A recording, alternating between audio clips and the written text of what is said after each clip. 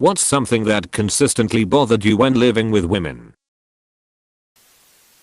I would never wake up with the blanket over my entire body while she slowly formed a cocoon all night. I actually got a second blanket for that once. Separate comforters. Everyone is cozy and warm. Their space is their space. My space is their space. The amount of times my wife called our bed, her bed, our wedding, her wedding, our sofa, her sofa, was a lot. And she was talking to me. I always joked that I'm just her pet dog in the house. Mayo. I've never been a fan of hearing people talk like that. I had a friend long ago who would talk to her younger sister like go get my mom, or tell my moms is like she's both your mom. It sounds self-centered to me. Could be a language thing. This happens a lot with Hispanic families and I think it just has to do with how they would say it in Spanish versus English. But then it trickles down the family line into the English only speaking generations. My wife's paternal grandparents were born and raised in Mexico. Her dad was the first kid born here in the US, but was raised bilingual. He vowed to never teach his kids Spanish because he grew up in Orange County getting picked on for speaking Spanish in the 70s 80s. But her and her sisters all say my mom this my mom that to each other. Her dad has a brother and 4 sisters and they all speak the same way. And one of the aunts who said in a conversation once that is a Hispanic thing. The amount of stuff they have. My lord. Source, married. 2/3 of my walk-in closet is my wife's stuff. She has so much clothing and only wears like 10% of it regularly. But she has to hold on to that dress or those shoes in case a specific situation arises. Bingo. The Imelda Marcos syndrome is real. A year or so after Marcus was ousted there was a women's shoe store in San Francisco named Imelda's Close T. The amount of hair they shed. It's everywhere. They stand around and stare at me while I'm working on stuff. Like when I'm changing the oil in my wife's car she just stares at me lol. I don't mind it, but it makes me feel like she's rushing me. I can't get the oil to drain faster hun. Not meant to make you feel rushed. Women find these kinda things sexy so, for maximum effect, roll up your sleeves while working on stuff. Well shit. I'm 38 learning about this today. Well that's just great. Funny story when I was 17. A bunch of us teens decided to throw a BBQ, but I was the only person who knew how to cook. Lots of girls were staring at me while I was making burgers and I could think, was Jesus why do these girls show up to things like this starving? It's gonna take at least 10 minutes haha. Not too late then. Haha. Nothing is sexier than a man being competent. Randomly moving your stuff around the house leaving you like Jiffy vertical bar 6 UGHT 104 XP8 and then laughing at you when you can't find it. This actually led to a huge fight between me and my ex. She moved something of mine and when I asked her where it was, she made some sexist comment about men never being able to find anything and needing women to show them. I snapped and said I know where I left it. I just don't know where the F you put it.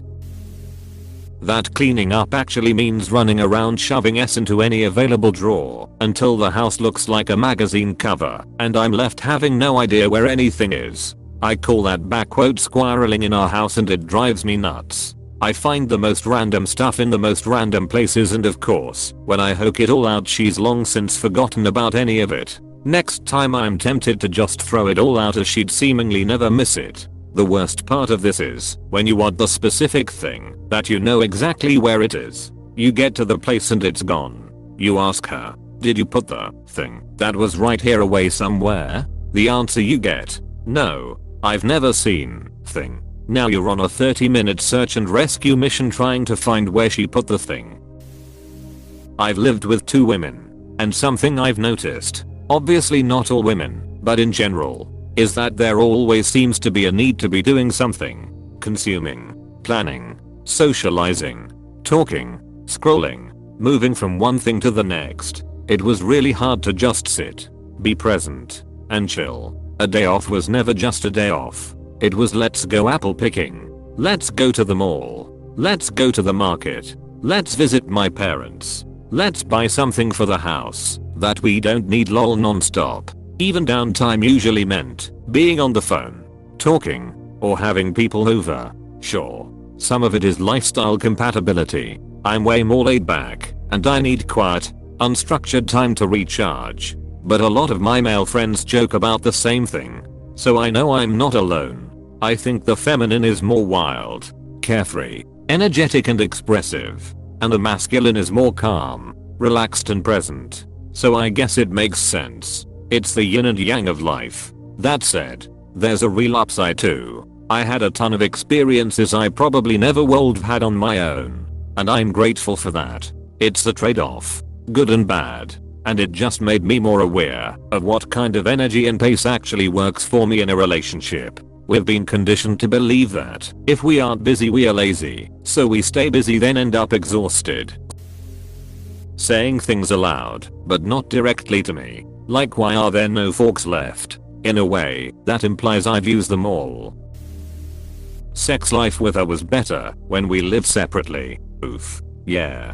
For my situation specifically, when we lived separately, we both were taking the time to get ready / a little gussied up before seeing each other every week. Once we realized that, we agreed to dedicate more time for planned dates, even if we don't go out anywhere. Also, we've found that living together is great, but we also need to make sure we intentionally spend enough time apart to miss each other. It helps rebuild some longing. We both work from home, and our home bar is lol, so this is definitely something that we have to put effort into. Happy to say there has been some improvement, though. YMMV lol. Hi. Just curious. Cause I also WFH with my boyfriend and definitely hit this wall sometimes. What intentional steps did y'all take? The way my younger sister would complain about my beard trimmings in the sink, but be completely flippant about the hair she left in the shower drain. Personally, I get mad at myself when I find my own beard trimmings on the sink. I imagine it is more pronounced when it is someone else's beard trimmings. It might have something to do with the proximity to our hands and face. The shower floor is feet territory, and the drain is complete no man's land, whereas the vanity is the clean hand and face space. So maybe we all want it cleaner and free of evidence of others. Dunno. That's my only guess. I agree, this was exactly my thought. The sink ideally should be wiped dry after every use. You don't want it to get quickly gross. It should be constantly cleaned in order for it to be sufficient cleaning space for your hands. The drain the shower didn't need to be that clean, but she should grab the hair pretty frequently. The becoming the scapegoat for messes, that my stuff was only 20-30% of like the bathroom sink etc.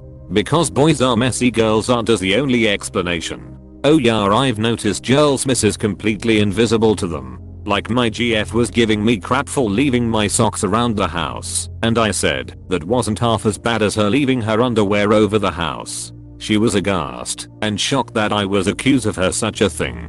Then got really sheepish when I pointed out the 3 bras laying around immediately visible. Lol, I'd get yelled at for leaving my coffee mug on the dining room table, but the coffee table had the evidence of her last 3 meals sitting on it. Girls do this to other girls too lol. I live with my older sister, and she makes 90% of the messes in the house just from moving stuff from room to room and then forgetting about it. Then complains I don't pull weight at home because I don't clean up her messes. ADHD things.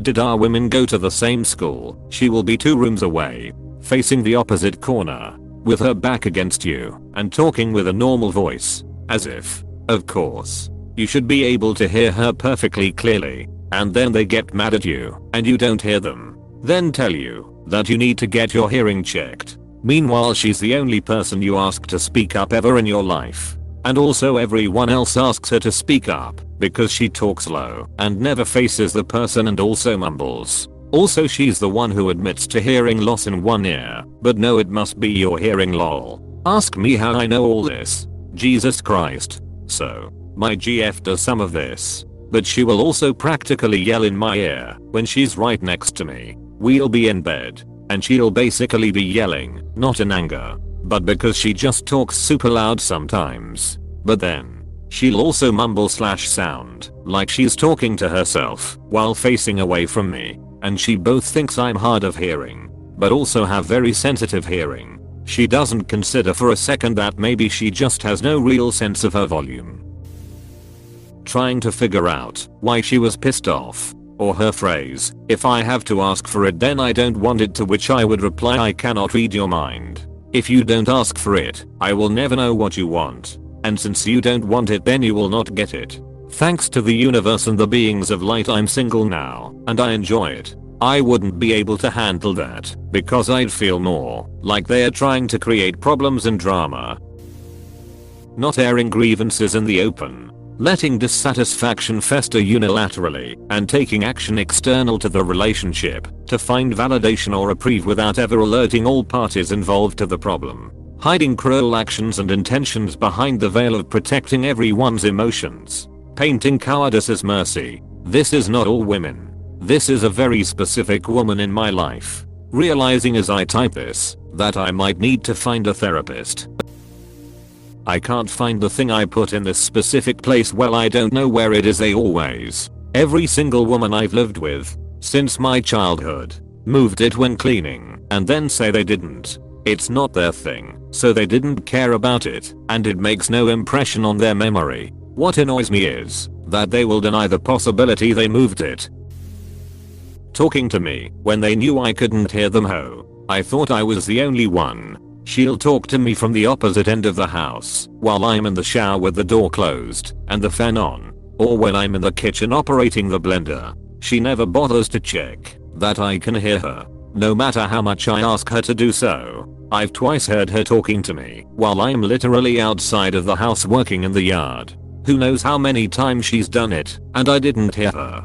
The message I get from this is I don't actually care about your opinion on anything. So it doesn't actually matter if you can hear what I'm saying or not. Other than that, I've often had the following issues. Non-monogamy. I can do an open relationship if we are not living together. If we live together, I want to be monogamous. Now if I could only find a woman who felt the same way.